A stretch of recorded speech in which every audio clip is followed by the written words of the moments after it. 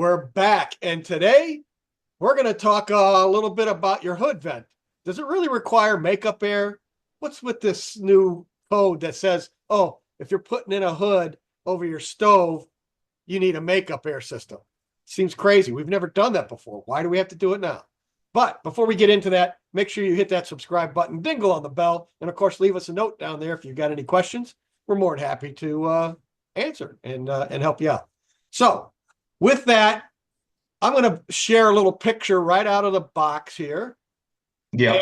And we're going to discuss a standard hood, which is over your stove, or I guess you should have a hood over your stove. Or cooktop, but yes. And it doesn't matter if it's a gas stove, electric stove, induction, you still need a hood over that. Yeah, So, and the bigger the flame, the bigger the hood. yes, there you go. So an induction hood, the most you're going to deal with is moisture, right? I mean, you fry, but it's moisture, and humidity going to be the bigger thing. Right. So it came out quite a few years ago. The code required hoods, and then the key was that any hood over 400 CFM would require makeup air. So a lot of your microwaves are 350 CFM. So if you hung a microwave over your range, you may not need makeup air. Right. But that microwave over your range really isn't adequate for a 6-burner gas range. You start cooking, the microwave's not going to keep up too well. No. That's where the face of the microwave starts to melt. Yeah, and they're always full of grease anyway. Yes. So mine is. So yeah, it was pretty simple. The International Residential Code, Section M15033, and then the International Mechanical Code 505.1 pretty much came up with some standards. So the ductwork we use has to be smooth, right? No, you can't use the dryer vent stuff? No flexible, no corrugated. No, it's all got to be smooth. And it makes perfect sense. You're getting grease and water in there. You need it to get up and out. Right. And you don't want that grease hanging up in there and then potentially creating a fire. Exactly. So you want the minimum duct size, and the minimum duct size is usually dictated by the hood manufacturer. So, maybe 800 CFM might have an 8-inch pipe, a 1200 might be a 10-inch pipe, and so on. It's going to call that out. Right. And you really need to stick with that. You don't just go out and buy a reducer to go from 10 to 6 and then put a 6-inch vent outside, right? And these must be vented to outside. Right. Which now brings us to the makeup air requirements. Why? Why do you need makeup air? Well, when you're ducting all the air from inside your house through that hood to outside, any air leaving your house has to be replaced, right? You're negatively pressuring your house. Right. It's going to come from somewhere. What happens when we negatively pressure a house, particularly with gas appliances? Yes. Water heaters and so on. You can backdraft the water heater, you can backdraft the furnace, and you will get your makeup air through their flues, and you can pull in carbon monoxide and kill your family. Right. And one quick tip there to figure that out, look at the top of your water heater. If it's all black around the exhaust area and the paint's all melted off of there, that tells you that your house is backdrafting and that carbon monoxide actually coming into the house and not going out the flue like it's supposed to. Yeah. So you need at least 100 CFM for mechanical ventilation. That's, I think that really means more for bath fans. Okay. I mean, you can still have a small microwave hood that is that low. Right. So then the code says under IRC M1503.6 that if your hood is over 400 CFM, you have to have makeup air. So, and again, we just explained why, but the makeup air should be automatically controlled. So now let's go back to your picture there. So when I turn on my exhaust hood, most of the time you don't wire into the damper and filter. What ends up happening is there's a flow sensor. All right. As soon as it starts feeling the air being pulled in, then it will then open up the damper on the filter box. Right. That's one way. Now, what I always found interesting, like it, again, I go back to my house to do it quick, is I have makeup air for my house, but I also have it for fresh air. Mine runs through a dehumidifier, Right. but that's Especially in because my Florida. makeup air could have 80% humidity. So you don't Mhm. want to draw that into your house while you're trying to run air conditioning and so on. Right. But if you were doing this in a restaurant, so this is actually a perfectly good setup they show here for residential makeup air. External hood, drawing the air in, your range hood, blowing air outside. But what we did when we built kitchens and restaurants is we'd actually put the makeup air boot behind the range at the floor. Right. So when you turned on that exhaust hood, it literally, instead of pulling in that air and running it across your kitchen or through your house, we'd pull it directly from behind the range and create a natural, Natural airflow. convection current.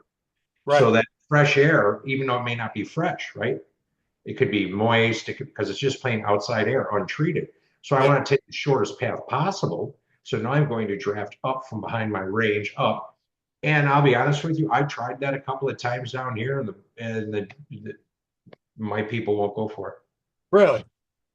They What? don't understand the concept. So that we end up running them just through our makeup air does go through a DU to the return side of one of the air handlers, and that's meets code and everything. I'm just like, but if you're running a 6 burner, a 60-inch wolf range Yeah.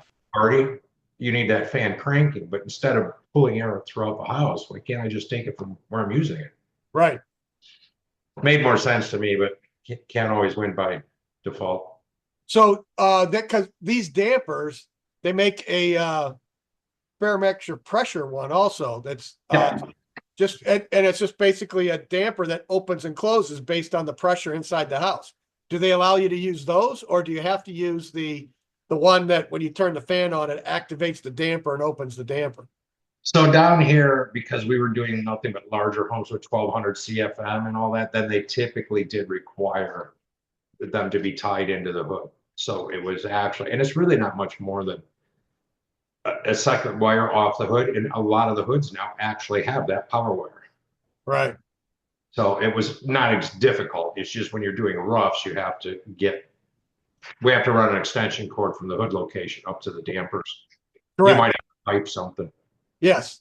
Yeah. And actually, a couple towns here, they don't care.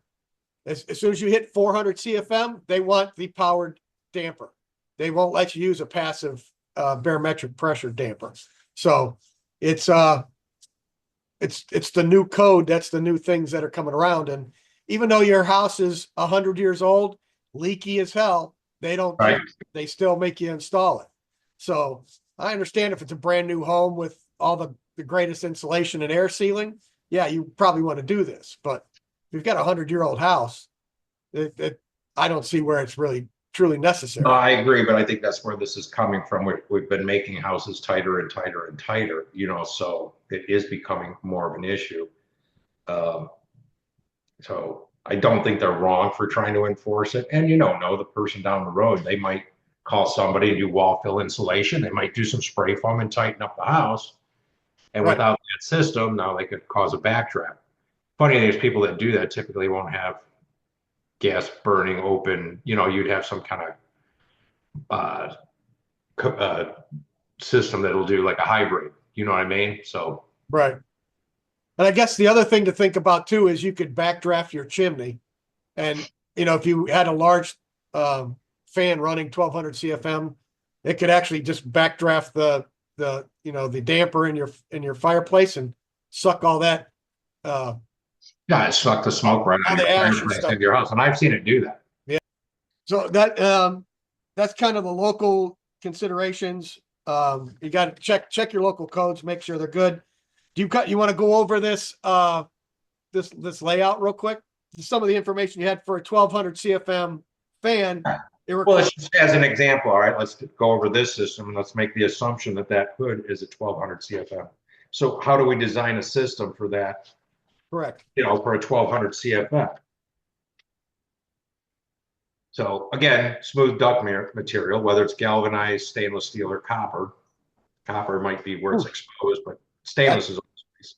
yeah, Well, let's say for a 1200 CFM hood, yeah, the duct sizing is going to be critical. 10-inch round is going to be your minimum, but 12-inch would work better. But again, getting 12-inch round through a house, 12-inch 90s or 45s, we prefer 45s, not 90s.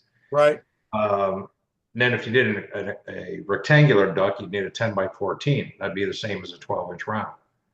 right. Bigger. Keep you want to keep everything as short as possible, right? You don't want to be running this thing across the house to the other side now. Seen it. Oh yeah, or Yeah. down the wall, across the basement, up the other wall, and out through the roof. Yeah, and then you wonder why you have low airflow, and then Right. also those puddles of grease dripping from somewhere. So just like a bath vent, once I get that duct into a joist space, I will give it a little pitch downward towards the outside. So if it does build up grease for some reason, at least it runs towards the outside, not back in the house. Exactly. Again, limiting the elbows. You guys that do duct work for a living, you all know every time you add a 90, it's like adding what 15 feet of duct work, Correct. right? So if Correct. your hood says maximum runs 30 feet and you've got 7 feet to the outside wall and you put in two 90s, you're at your 30 feet. You can be actually over your 30 feet. Right. Doesn't mean it won't work, but if you can get away with two 45s, you're going to be far better off. Exactly. Exactly. And then venting outside, make sure you use a roof or wall cap with a backdraft damper, just, again, barometric. Uh, and those openings should be at least 3 feet from doors and windows. So that the wind Also doesn't blow. consider where you put that for outside air, which your predominant wind is. Yeah, exactly. So then your makeup air system, is there any requirements on the size of that? Can you just Well, it's going to be the same thing. You're going to want it to match, right? If you got 1200 CFM going out, you're going to have to design it. And like you said, on something that size, you really can't get away with a passive system. It is going to have to be a powered makeup air system, dedicated fan bringing in outside air. The fan should be able to have an exhaust rate of 1200 CFM. Go figure, they're matched. yeah, Automatic control. So you should have a trigger wire or a on wire attached to your fan. So as soon as you turn on the hood, it turns on the fan on the makeup air. right. Air tempering can be required. And that's, again, like I said, I actually run mine through a 90 pint DHU. So I have a 500 CFM or a 600 CFM hood. I've got a 600 CFM fan out there that pulls air from outside, goes through my DHU. That way I'm not just dumping hot, humid air into my air conditioning return. And that works throughout the house. And that saves on your equipment too, I'm assuming. And But yeah, I think that's it. And I mean, like I said, so like I said, I just talked about running it through a DHU, but you can have an ERV, energy recovery ventilator. That might be more something you guys would use because that's more year round.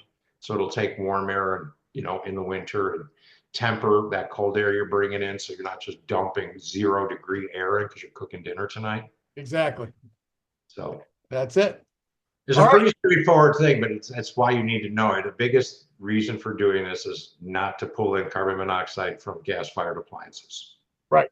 And next time I run into one, maybe we can post a picture of it, or I'll do a short on what was causing that and why it looked that way. So all right. I think if you got any questions, make sure you ax them down below and we'll get back to you and help you out with it. But this is something that's coming around. It's new. So we just want to talk about it real quick and let you know why the code is requiring it. And hopefully you understand a little bit more. So Right. with that, I'll say keep it square and level. Till next time. Until next time. There you go.